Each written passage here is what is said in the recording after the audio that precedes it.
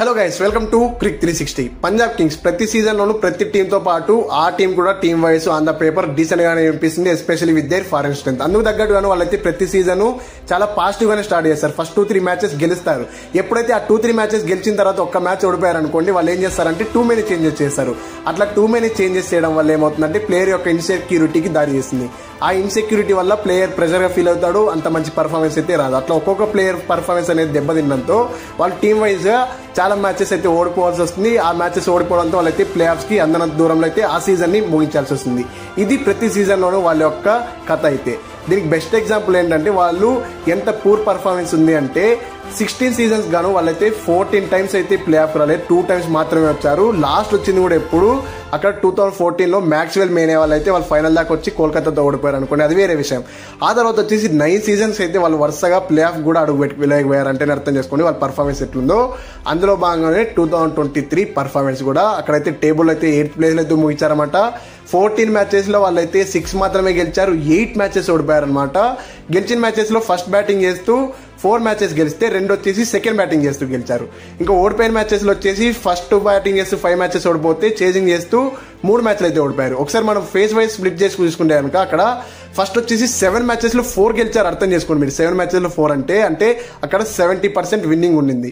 అక్కడ చూసుకుంటే first batting చేస్తూ 3 మ్యాచెస్ గెలిస్తే సెకండ్ బ్యాటింగ్ చేస్తూ 1 మ్యాచ్ గెలిచారు. ఇంకా ఓడిపోయినది వచ్చేసి ఫస్ట్ బ్యాటింగ్ చేస్తూ 2 ఓడిపోతే సెకండ్ బ్యాటింగ్ చేస్తూ 1 ఓడిపోయారు.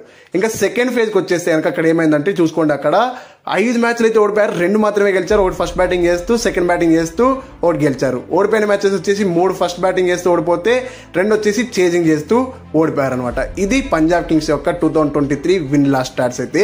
ఇంకా ప్రాబ్లమ్స్ అండ్ సొల్యూషన్స్ వెళ్లే ముందు ఈ వీడియో కనుక మీకు నచ్చినట్లయితే, అంటే మేము వీడియో మీద పెట్టే ఎఫర్ట్స్ నచ్చితే కనుక ఛానల్ సబ్స్క్రైబ్ చేసుకోండి. మీకు ఏ టైంలో ఈ వీడియో బాగుంది అనిపిస్తుందో ఆ టైంలో లైక్ చేసి షేర్ చేయండి. పంజాబ్ కింగ్స్ మీద ఉన్న ఒపీనియన్స్ అయితే కామెంట్స్ రూపంలో అయితే తెలియజేయండి. ఇక్కడ మనం ప్రాబ్లమ్స్ అండ్ సొల్యూషన్స్ లేక వెళ్లే ముందు ఖచ్చితంగా వాళ్ళ యొక్క ఆక్షన్ గురించి మాట్లాడేసుకోవాలి. 2023లో వాళ్ళు ఇబ్బంది పడింది ఎక్కడ, వాళ్ళకి ఫారిన్ స్ట్రెంత్ అయితే ఎప్పుడు స్ట్రాంగ్ గానే ఉంటుంది, వాళ్ళకి ఇండియన్ స్ట్రెంత్ అయితే ఉండదు.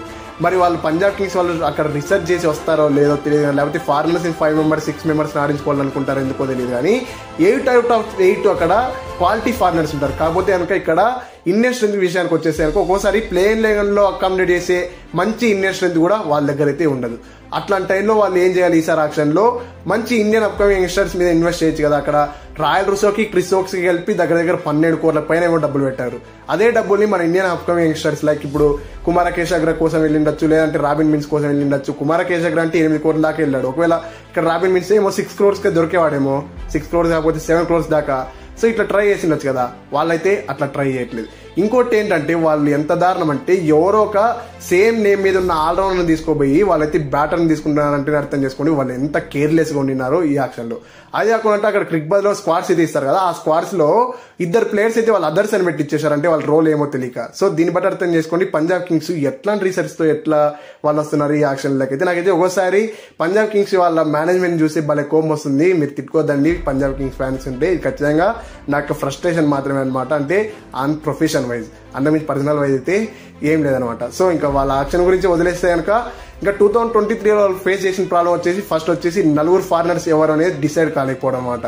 అక్కడ ఏం చేశారంటే ఒక ప్లేయర్ బాగా పర్ఫార్మ్ చేసినప్పటికీ అందరూ క్వాలిటీ ఫారినర్స్ ఉండడం వల్ల ఈ ప్లేయర్ ని పెడితే, అంటే ఈ ప్లేయర్ ని ఒకవేళ మన ప్లేయింగ్ లెవెల్కి తీసుకొస్తే ఎలా ఉంటుంది అట్లా టెస్ట్ చేసుకుంటూ డిఫరెంట్ ఫారిన్ కాంబినేషన్స్ అయితే ట్రై చేశారు. కాకపోతే మేమేం చెప్తామంటే ఈసారి మాత్రం ఒక్క ఫారిన్ కాంబినేషన్ కి స్టిక్ ఆన్ అవ్వండి. ఫస్ట్ ఒక 4 ఉంటారు కదా, ఆ 4కి స్టిక్ ఆన్ అవ్వండి. ఒక 4 మ్యాచెస్ దాకైనా పర్వాలేదు, వాళ్ళని ఆడించండి. ఆడించిన తర్వాత ఒకవేళ రిజల్ట్స్ రాకపోతే అకార్డింగ్ టు అక్కడ చేంజెస్ అయితే చేసుకోవచ్చు మీరు. అక్కడ మేము సజెస్ట్ చేసే ఫారిన్ కాంబినేషన్ ఏదంటే సికిందర్ రజా, లివింగ్స్టన్, తర్వాత వచ్చేసి శామ్ కరాన్, ఇక్కడ రబడార్, నేతన్ ఎల్లిస్. ఫస్ట్ ఒకవేళ రబడాతోనే వెళ్తారు నాకు తెలిసినంత వరకు వాళ్ళైతే రెప్యుటేషన్ వైజ్. ఒకవేళ రబడా పర్ఫార్మ్ చేయలేదు అనుకోండి 4 మ్యాచెస్ అలా, నేతన్ ఎల్లిస్ డ్రీమ్ ఫామ్ లో ఉన్నాడు, అతన్ని తీసుకుంటే బాగుంటుంది. పంజాబ్ కింగ్స్ కి లాస్ట్ సీజన్ కూడా అతనైతే డీసెంట్ గా పర్ఫామ్ చేశారు భయ. సో ఖచ్చితంగా ఈ యొక్క ఫారిన్ కాంబినేషన్ అయితే ఇలా ఉండాలన్నమాట. 3 అయితే కన్ఫామ్. తర్వాత వచ్చేసి అక్కడ రబడా ఆర్ నేతన్ ఎల్లిస్ లో ఎవరినొకరిని తీసుకోవాలి 4 ఫారినర్స్ లో.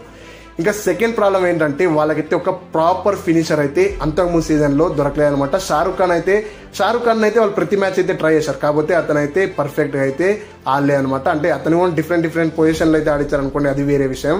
అసలు వాళ్ళ బ్యాటింగ్ పొజిషన్స్ అయితే ఎవరికి అర్థమయ్యేది కాదు, ఏ ప్లేయర్ని ఎక్కడ ఆడిస్తారో తెలియట్లేదు, అట్లుండే అనమాట అంతకుముందు సీజన్ లో అయితే. ఈసారి నేనేం చెప్తా అంటే ప్రాపర్ ఫినిషర్ గా ఏం చేయొచ్చు అంటే వాళ్ళు బ్యాటింగ్ ఆర్డర్ ని వాళ్ళు షఫుల్ చేయడం వల్ల వాళ్ళైతే ప్రాపర్ ఫినిషర్ గా అక్కడ జితేష్ శర్మని లివింగ్స్టన్ ని నెంబర్ 5 నెంబర్ 6 లో ఆడించవచ్చు. లివింగ్స్టన్ నెంబర్ 5 లో ఆడిస్తూ జితేష్ శర్మ నెంబర్ 6 లో ఆడించారు అనుకోండి, శామ్ కరణ్ కావాలంటే అక్కడ నెంబర్ 7 లో ఆ డౌన్ ద ఆర్డర్ వచ్చి ఆ ఫిన్ షిఫ్టింగ్ అయితే చేస్తారు. నెంబర్ 4 లో వచ్చేసి యూజువల్ రోడ్ సికిందర్ రాజా, యాక్చువల్ అంటే ఇంటర్నేషనల్స్ ఆడేది అక్కడే కదా నెంబర్ 4 లో, అతన్ని అక్కడ ఆడిస్తే సరిపోతుంది అనమాట. ఇంకా టాప్ ఆర్డర్ ఎవరు అంటారు, ప్రభ్సిమ్రాన్ సింగ్, శిఖర్ ధావన్, తర్వాత వచ్చేసి అథర్వ టేజ్ ఉంటే చాలా. ఇక్కడ అందరూ ఇండియన్సే ఉంటారు. అది కాక ప్రభ్సిమ్రాన్ సింగ్, ఆ తర్వాత వచ్చేసి అథర్వ టేజ్, ఇంతకుముందు ఏదైతే ఉందో కన్క్లూడ్ అయిన సయాద్ ముస్తకల్ అయితే అని విజయ్ హజారే అయితేనేమి దీనిలో అయితే చక్కగా పర్ఫామ్ చేసేస్తున్నారు. కాబట్టి టాప్ ఆర్డర్ అయితే శిఖర్ ధావన్, ప్రభ్సిమ్రాన్ సింగ్ అండ్ అథర్వ టేజ్ తో వెళ్తే బాగుంటుంది అనమాట. ఇంకా మీకు ఒకసారి కన్ఫ్యూజన్ లేకుండా ప్లేయింగ్ 11 చెప్పేస్తే కనుక openers will be Shikhar Dhawan and Prabhsimran Singh, followed by Atharva Taide, Sikandar Raza, Livingstone, Jitesh Sharma, Sam Curran, Harpreet Brar, Rahul Chahar, Harshal Patel and Arshdeep Singh. ఇక్కడ రబడార్ నేతన్ ఎలిస్ ఎవరో ఒకరు ఇంపాక్ట్ ప్లేయర్ రూపంలో ప్రభ్సిమ్రాన్ సింగ్ మధ్య స్వాప్ అయితే సరిపోతుంది అనమాట. పంజాబ్ కింగ్స్ వాళ్ళైతే నేమ్ చేంజ్ చేసుకున్నారు, వాళ్ళకైతే కలిసి రాలేదు. ఆ తర్వాత వచ్చేసి ఇప్పుడు కొత్తగా వాళ్ళైతే స్టేడియం కూడా అంటే హోమ్ గ్రౌండ్ కూడా చేంజ్ చేసుకుంటున్నారు. మరి ఇప్పుడైనా ఈసారైనా వాళ్ళు చక్కగా పర్ఫామ్ చేస్తారంటారా? కింద కామెంట్ తెలియజేయండి.